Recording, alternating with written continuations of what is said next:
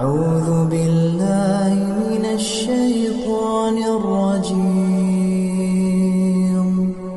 بسم الله الرحمن الرحيم.